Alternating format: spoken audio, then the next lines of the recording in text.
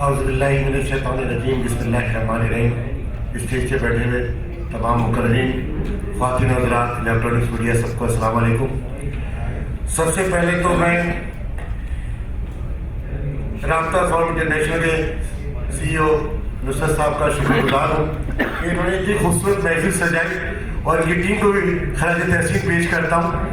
और जैसे कि उन्होंने कहा तब्दीली हमारे यहाँ शुरू से आई है और मैं समझ रहा आप देख नहीं पा रहे थे, और कोशिश है कि इंशाल्लाह आहिस्ता आहिस्ता आगे की तरफ हम रवा दवा है और इसमें बेहतरी आएगी।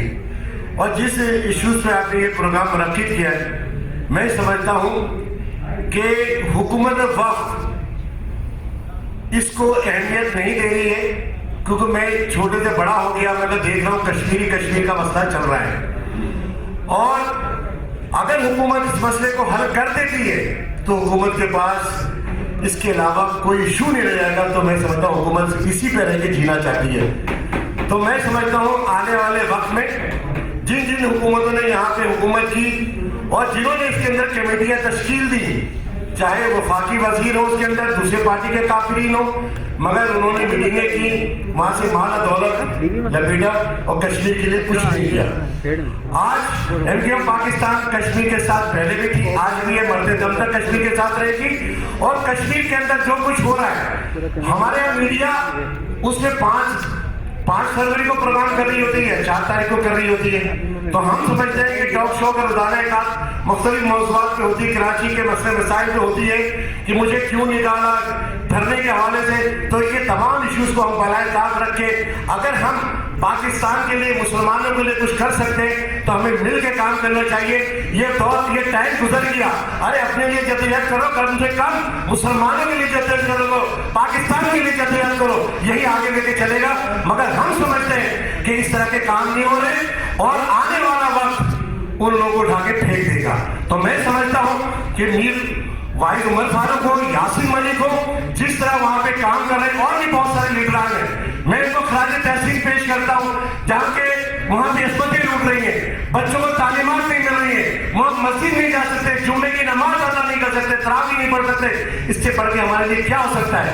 हम पाकिस्तान के अंदर सारी चीजों को सही करने चाहते हैं, ना पाकिस्तान के अंदर सही हो रही है, ना कश्मीर के अंदर हो रही है। कश्मीर की एक आजादी है और अपने हकूक के लिए जंग लड़ रहे हैं। अगर मैं समझता हूँ कि उनके हुकूक दे दिए जाए, मसले मसाइल हल हो जाएंगे और नियतें हैं। और हमारी भारत की जो फौज है वो पता नहीं किस तरह के हथकंडे इस्तेमाल कर रही है।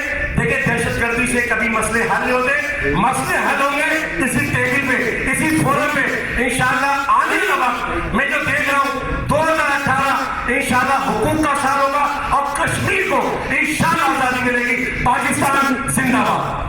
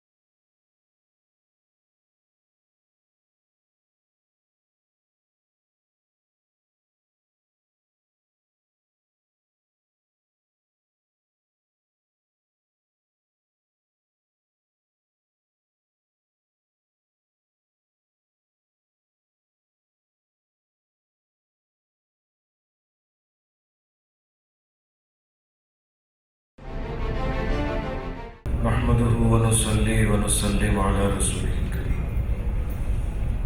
अम्मा बाद, मोअज़्ज़िज़ सामीन किराम, सदर महफिल और इस फोरम के सजाने वाले राब्ता फोरम इंटरनेशनल के मोहतरम जनाब नुसरत मिर्ज़ा साहब व दीगर मोअज़्ज़िज़ सामीन किराम, अस्सलामु अलैकुम व रहमतुल्लाहि व बरकातुहू।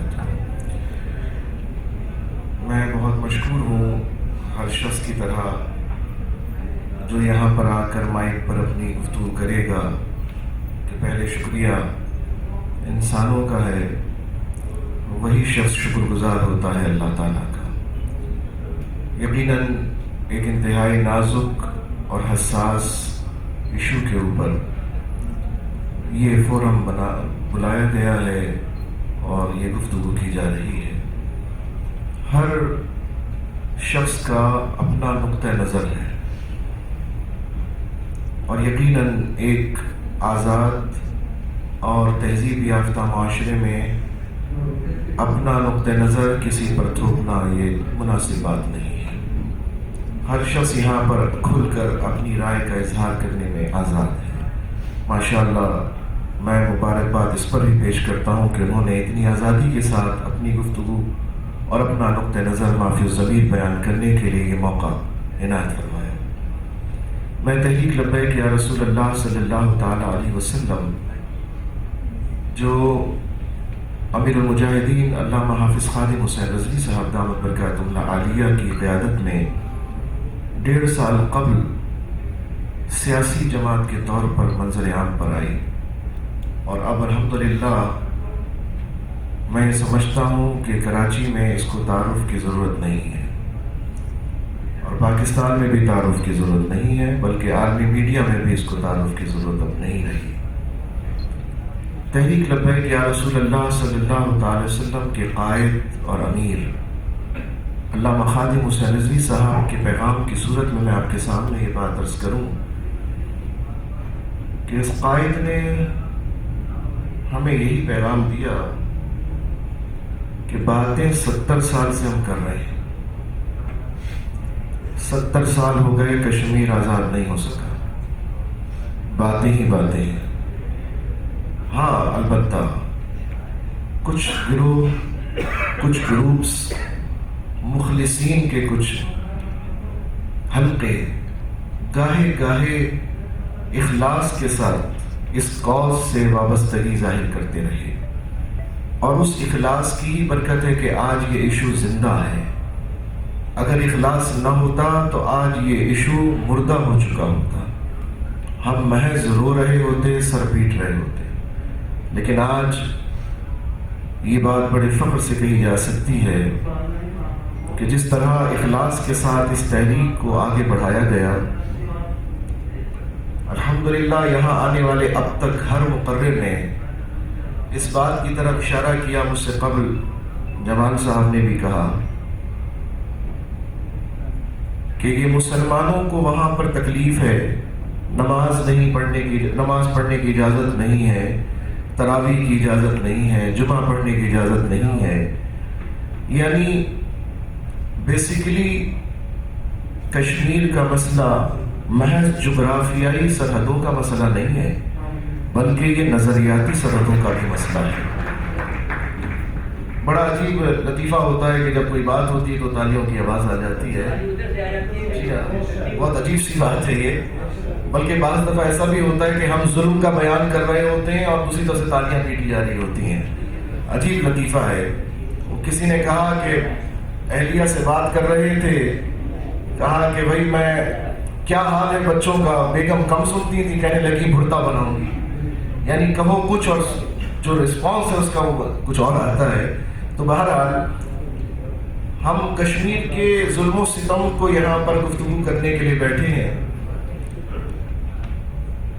کشمیر کے مسائل کا حل اور کشمیر کے ایشو کی اصل وجوہات صرف جغرافیائی مسائل نہیں ہیں، بلکہ جس طرح پاکستان بننے کی اساس ہمارے بزرگوں کے مطابق صرف جغرافیائی ایک خطہ وطن کا حصول نہیں تھا، بلکہ اقبال کی زبان میں اگر ہم کہیں تو اقبال نے تو ایک موقع پر یہ بات سمجھانے کی کوشش کی جب لوگوں نے کہا کہ وطن جو ہے وہ جو قوم ہوتی ہے وہ وطن سے بنتی ہے۔ اقبال نے اس کا رد کیا اور کہا کہ سرود بر سر منبر چہ ملت از وطن است، جب خبر سے مقام محمد عربیس، جو لوگ کہتے ہیں منبر پہ بیٹھ کر کہ ملت وطن سے ہوتی ہے، انہیں حضور کے مقام کا پتہ ہی نہیں ہے۔ مقام کیا ہے اور منبر کس طرح وطن، کس طرح قومیں بنتی؟ کہتے ہیں قوم وطن سے نہیں، قوم مذہب و ملت سے بنتی ہے، مذہب سے بنتی ہے قوم۔ آج فلسطین کا درد اگر ہمارے ایک مقرر نے اگر یہاں بیان کیا، آج فلسطین کا درد بیان کیا، آج کشمیر کا ہم درد بیان کر رہے ہیں، صرف اس لیے نہیں کہ اس کا بارڈر ہم سے لگتا ہے، صرف اس لیے نہیں کہ وہ جغرافیائی طور پر ہمارے پاس ہے یا ہونا چاہیے، بلکہ اس لیے کہ قرآن حضور علیہ السلام نے فرمایا المسلم کجسد، مسلمان ایک جسم کی مانند ہے، اگر جس طرح جسم کے کسی حصے میں بھی تکلیف ہو پورا جسم اس کے درد کو محسوس کرتا ہے، اسی طرح سے مسلمان فلسطین کا ہو درد پاکستانیوں کو محسوس ہوگا، مسلمان کشمیر کا ہو درد پاکستانیوں کو محسوس ہوگا۔ اس لیے نہیں کہ کشمیری اور پاکستانی اور فلسطینی کا لقب، نہیں، اس لیے کہ ان کی جو اساس ہے وہ لا الہ الا اللہ محمد رسول اللہ، بنیاد ہماری نظریاتی ہے، اور جو اس نظریاتی اساس اور بنیاد کو بھلا کر محض جغرافیائی اساس کی بنیاد کو دیکھیں گے تو وہ کبھی بھی کامیابی حاصل نہیں کر سکیں گے۔ یہ ہمارا اپنا نظریہ، یہ ہماری سوچ ہے، ہم تھوپ نہیں رہے کسی کے اوپر، لیکن میں اپنی بات اپنا معافی ضمیر آپ کے سامنے رکھ رہا ہوں، دعوت فکر دے کر جاؤں گا انشاءاللہ تعالی۔ ہماری نظریاتی اساس ہے پاکستان کا مطلب کیا؟ لا الہ الا اللہ، یہ نظریاتی اساس ہے، جغرافیائی اساس نہیں ہے محض، جغرافیائی اساس بھی ہے لیکن نظریاتی اساس پہلے ہے۔ تو جو پاکستان بننے کے وقت کا جو نظریہ تھا اور جو رویہ تھا اور جو خواہشات تھی وہاں کے لوگوں کی، اس وقت کشمیر کی بھی وہی خواہش ہے اور کشمیریوں کی بھی وہی خواہش ہے، اس لیے کہ کشمیر سے ہمارا رشتہ کیا؟ لا الہ الا اللہ۔ کشمیریوں سے رشتہ کیا؟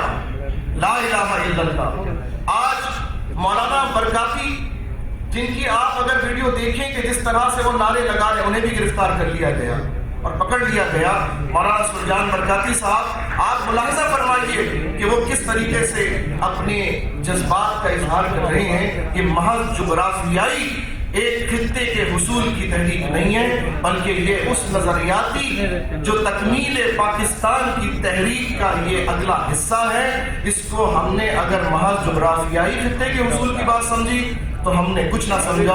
انشاءاللہ اگر نظریاتی بنیادوں پر ہم نے کنسسٹنسی کے ساتھ، استقامت کے ساتھ اور مستقل مزاجی کے ساتھ اخلاقی، سفارتی اور کشمیروں کی مدد اور حمایت جاری ساری رکھی، انشاءاللہ تعالی کشمیر بہت جلد فتح ہوگا، لیکن ہمیں نظریاتی بنیادوں پر اس کو سمجھنے کی ضرورت ہے۔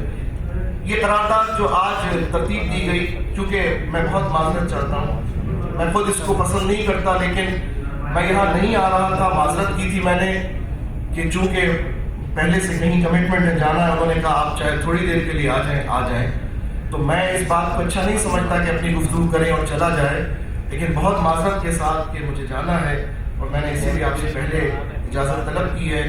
یہ جو قرارداد کے جتنے بھی نکات ہیں، تحریک لبیک یا رسول اللہ ان تمام نکات سے اتفاق کرتی ہے۔ تحریک لبیک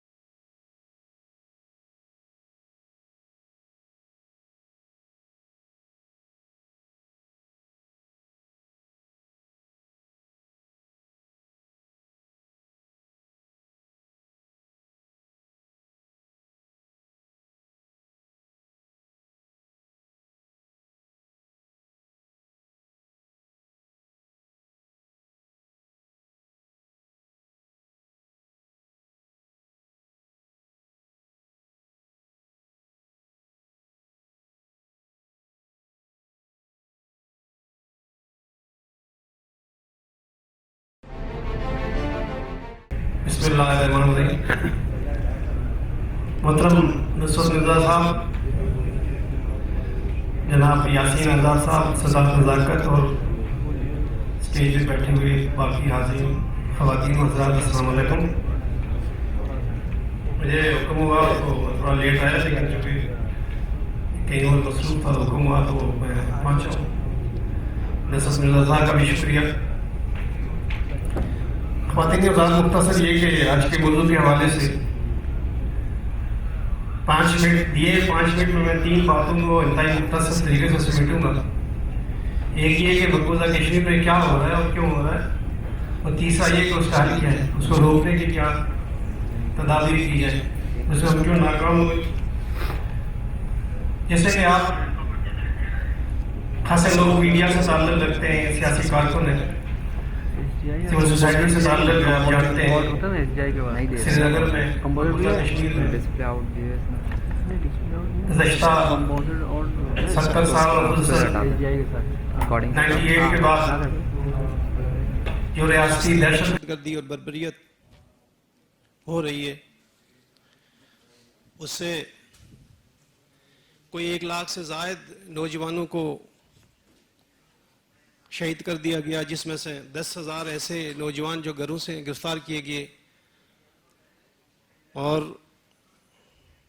लापता हैं।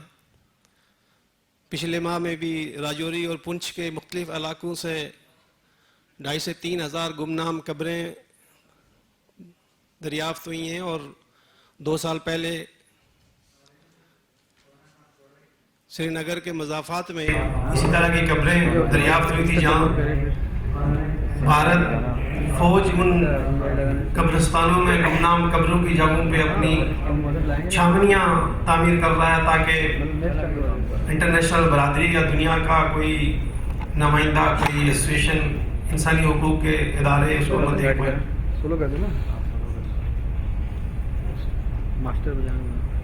22,000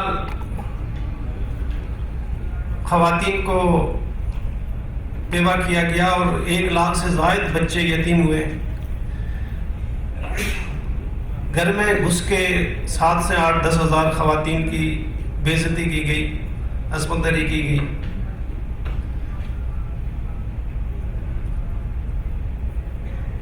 अभी जो 2 साल पहले नौजवान मुजाहिद बुरहान वानी की शहादत के बाद जो एक नई सूरत हाल शुरू की है भारतीय आर्मी ने, कि छर्रे वाली बंदूकों से फायर करते हैं, और वो छर्रे जो लोग परिंदों के शिकार के लिए इस्तेमाल करते हैं, उनका वहाँ इंसानों पे इस्तेमाल हो रहा है। गोया दुनिया की सबसे बड़ी जमहूरिया के लिए कश्मीर के लोग, कश्मीर की सिविल आबादी परिंदों की मानिंद है, और वो परिंदे समझ के उनके शिकार किया जा रहा है। इससे भी और ज़्यादा बर्बरियत हो रही है। 4,000 से ज़्यादा लोगों की जो है वो बीनाई ज़ाया हो गई। ये क्या कश्मीर के लोग जाहिल हैं, पागल हैं,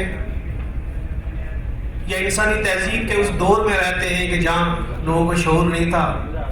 ऐसा क्यों कर रहे हैं, जबकि उनको ये भी मालूम है कि ये एक एटमी मुल्क की मजबूत आर्मी के 8 लाख लोग उन पर मुसल्लत हैं। उसके बावजूद आप देखते होंगे कि रोज़ाना की बुनियाद पर एहतजाजी मुजाहरे हो रहे हैं, वहाँ झड़पें हो रही हैं। तालबात, तालीमी इदारों के नौजवान लड़कियां सड़कों पर हैं और आर्मी के सामने नहते खड़े हैं, और जैसा कि अभी आपने सुना कि वहाँ नारा तकबीर और हम क्या चाहते हैं आज़ादी के नारे लगाए जा रहे हैं। उसका असल में एक रीज़न है, वो पागल नहीं है। कश्मीर तो कबल मसीह से एक तहजीब याफ्ता रियासत है। नजरियात की बात अपनी जगह, जोग्राफियों की भी अहमियत होती है। जिन خطوں میں یا جن قوموں کے پاس جغرافیہ نہیں ہوتے وہاں نظریات بھی پختہ نہیں ہو پاتے. تو کشمیر اپنی ایک تہذیب قبل مسیح سے، وہ فن و ثقافت کی تہذیب، علم و شعور کی تہذیب ہے. اور آج بھی آزاد کشمیر میں آپ لوگ جانتے ہیں کہ 85 سے زائد ایجوکیشن تناسب ہے. اس لیے کشمیر وہ جو کچھ کر رہے ہیں وہ دانستہ ہو رہا ہے، جہالت میں نہیں ہو رہا ہے. وہ 8 لاکھ فوج کے سامنے دانستہ ایک نظریات کے ساتھ. ان کا مطالبہ کیا ہے؟ وہ یہ کہتے ہیں کہ بھارت جو دنیا کا سب سے بڑا جمہوریہ ہے اور کہتا بھی ہے، اس کی لیڈرشپ نے جو اقوام عالم میں وعدہ کیا تھا. آپ سب تعلیم یافتہ لوگ ہیں کہ 24 اکتوبر کو جب غازی ملت سردار محمد ابراہیم خان کی قیادت میں مجاہدین نے آزاد کشمیر کو آزاد کرانے کے بعد ڈوگرا کی جانشین انقلابی گورنمنٹ کا اعلان کیا، تو اس وقت مجاہدین پنچ اور جموں کے ساتھ سری نگر کے پاس پہنچ چکے تھے. نہرو یہ سمجھ رہا تھا کہ یہ کشمیر پہ ہمارا قبضہ مضبوط نہیں ہو سکتا، اس لیے وہ اقوام متحدہ میں خود درخواست لے کے گئی. اقوام متحدہ نے گورنمنٹ پاکستان اور ہندوستان دونوں کو بلایا. وہاں یہ طے ہوا، ایک کمیشن قائم کیا. کمیشن نے وزٹ کیا، 5 وزٹ کیے، اس کے بعد رپورٹ دی کہ کشمیر، اور سلامتی کونسل نے مشترکہ طور پر یہ قرارداد پاس کی 5 جنوری 1949 کو کہ کشمیر کا فیصلہ وہاں کے لوگوں کی مرضی کے ساتھ ہوگا، ان کے پوچھنے کے بعد ہوگا، اصواب رائے سے ہوگا. اس کے بعد ہندوستان کی کانگریس کی لیڈرشپ نے کوئی 27 مرتبہ انٹرنیشنل فورم پہ، بھارت کے میڈیا پہ قوم سے خطاب، پاکستان کے وزیر اعظم کو ٹیلی گراف اور ٹیلی گرام کے ذریعے اس کی تصدیق اور تجدید کی کہ کشمیر میں رائے شماری سے ہی فیصلہ ہوگا. تب وہاں سیز فائر ہوئی. مجاہدین نے جنگ کا جو صورتحال تھی اس کو کنٹرول کیا، روکا. لیکن 1951 میں نہرو صاحب نے اپنی کانگریس کی لیڈرشپ نے اپنے وعدے سے کرنا شروع کیا، اور 57 میں بھارتی دستور کے قیام کے ساتھ ہی ریاست کشمیر کو بھارت کا حصہ ڈکلیئر کیا. تو کشمیر کے لوگوں نے پھر دوبارہ جدوجہد شروع کی. اور یہ صورتحال جو ابھی میں نے پہلے بتائی کہ اب مقبوضہ کشمیر میں نوجوانوں کو قتل کیا جا رہا ہے، سروں کی فصلیں کاٹی جا رہی ہیں.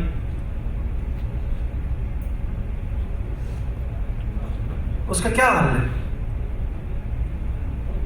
اس کا حل جو سری نگر میں ہو رہا ہے یہ تو احتجاج ہو رہا ہے، اور ہندوستان یک طرفہ طور پر لوگوں کو قتل کر رہا ہے، شہید کر رہا ہے. لیکن یہ اس کا دائمی حل نہیں. مسئلہ کشمیر اس طرح حل نہیں ہو سکتا. کشمیر کو جنگ کے ذریعے کوئی بھی نہیں لے سکتا. برصغیر کی 2 ایٹمی ملکوں کے درمیان اگر جنگ ہوئی تو خطے کے 2 سے 2.5 ارب انسان متاثر ہوں گے. میں تو یہ کہتا ہوں کہ یہ اس مسئلے سے دنیا کا امن خطرے میں آئے گا. یہ مسئلہ مذاکرات اور گفتگو اور بہترین سفارتکاری سے ہی حل ہونے کو ہے. کشمیری رہنما کے اشک خورشید نے 1962 میں یہ نظریہ دیا تھا کہ تحریک آزادی کی سفارتکاری 2 منٹ 1 منٹ کیسوچی نے یہ کہا تھا کہ کشمیر کی آزادی کی سفارتکاری کشمیریوں کے ہاتھ میں دی جائے، بصورت دیگر پاکستان کی وزارت خارجہ کی کشمیر پالیسی کو آزادانہ طور پہ ہینڈل کیا جائے۔ ہندوستان دنیا کی ایک بڑی منڈی ہے، لوگ اپنا سامان بیچنا چاہتے ہیں۔ سعودی عرب سب سے بڑا سول ایوارڈ مودی کو دے رہا ہے، اور یو اے ای میں بندر تعمیر ہو رہا ہے، چابہار میں بندرگاہیں تعمیر ہو رہی ہیں۔ ہم کشمیر کے لوگ اس صورتحال کو محسوس کر رہے ہیں۔ نصرت مرزا صاحب جیسے لوگ، یاسین آزاد صاحب جیسے لوگ جو سول سوسائٹی کے نمائندے ہی نہیں ہیں بلکہ ترجمان بھی ہیں اور لیڈ بھی کرتے ہیں، ان سے درخواست ہے کہ ایسے فارم منعقد کریں، لیکن جہاں تک آپ کی اپروچ ہے وہ پالیسی میکر وہاں بھی اس کی گفتگو کریں کہ خارجہ پالیسی کو درست کرنے کی ضرورت ہے۔ بھارت کو ہم سفارتکاری پر ہی ناکام کر سکتے ہیں، اس میں شکست دے سکتے ہیں، اس لیے کہ ان کا کیس بین الاقوامی فورم پر بہت ہی کمزور ہے۔ لیکن اگر ہم اپنا کیس کو اس آئین و قانون کے دائرے کے اندر نہیں پیش کریں گے تو فیصلہ ہمارے حق میں کیسے ہوگا؟ میں اسی پہ ختم کرتا ہوں، اور آپ کا بہت شکریہ کہ آپ نے اضافی وقت دیا، اور آپ لوگوں کا بھی شکریہ کہ میری گفتگو تو یہاں روایتی گفتگو سے ہٹ کے تھی، آپ نے اس کو سنا، بہت بہت شکریہ۔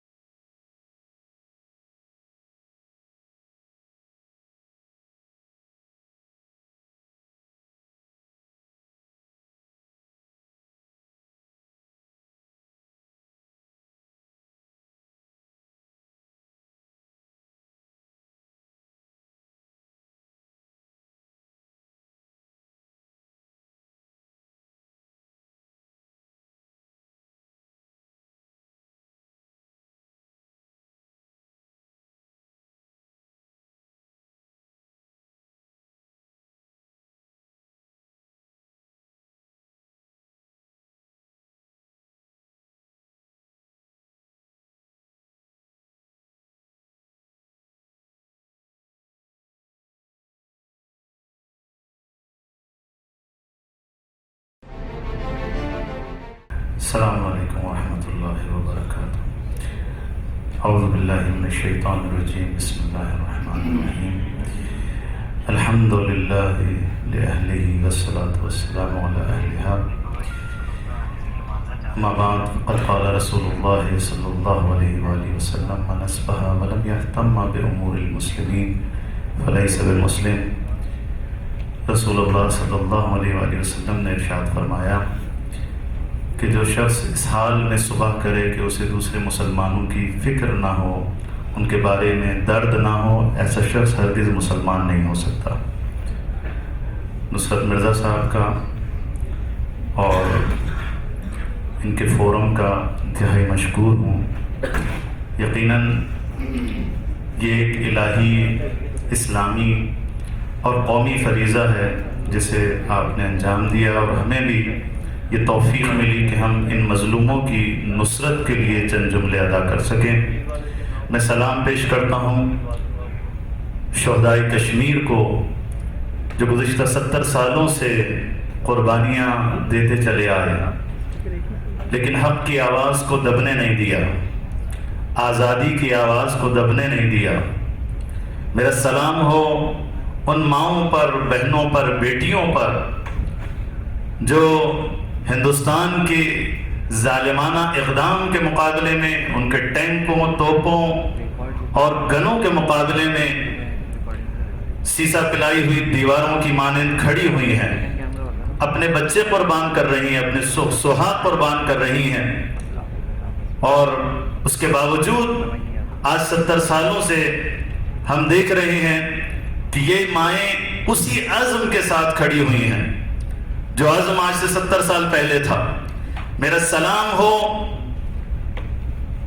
ان اسیروں پر جو اس وقت ہندوستان کی جیلوں میں، تاریک جیلوں میں، شکنجے میں ہیں، ظلم برداشت کر رہے ہیں۔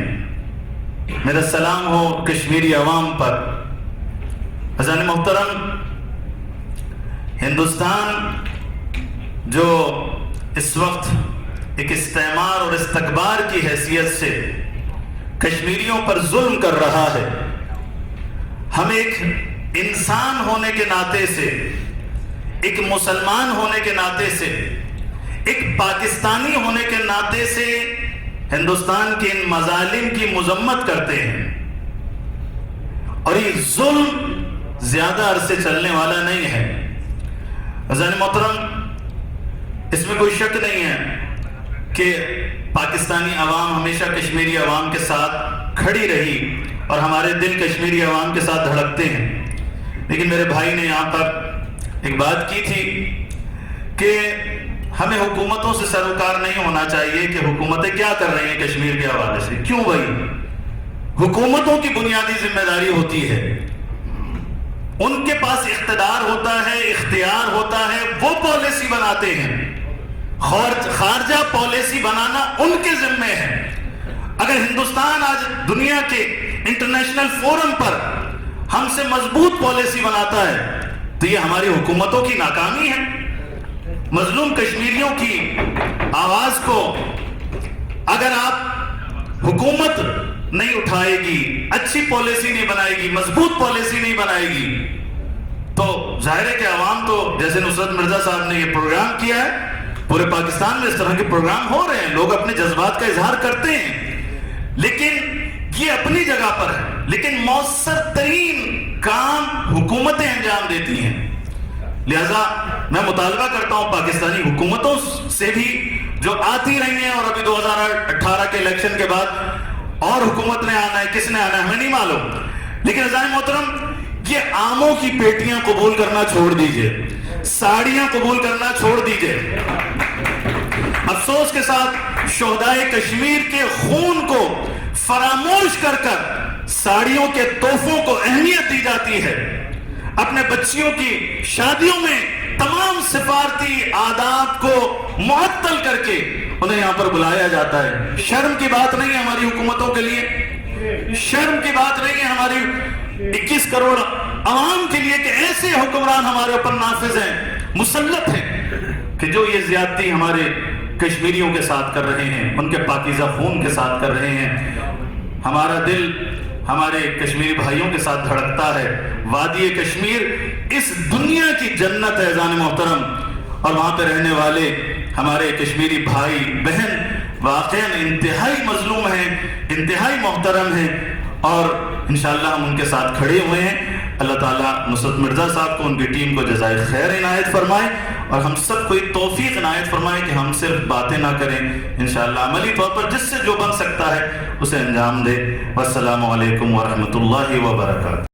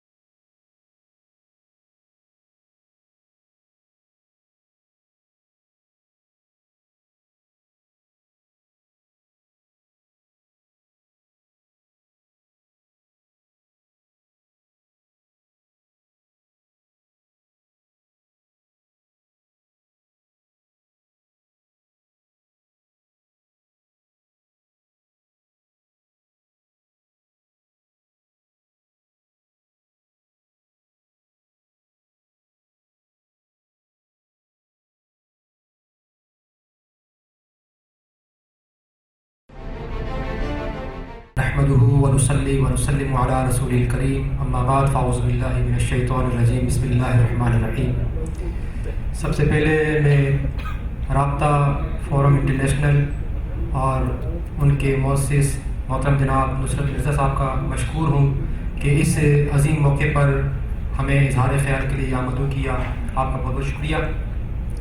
حضرات محترم، جیسا کہ آپ کے علم میں ہے کہ آج نہ صرف پاکستان میں بلکہ پوری دنیا کے اندر کشمیری اور ان کے دلوں کے ساتھ دھڑکنے والے مسلمان کشمیری بھائیوں کے ساتھ اظہار یکجہتی کر رہے ہیں، اور یہ ہمارا فرض بھی ہے، وہ ہمارے مسلمان بھائی ہیں.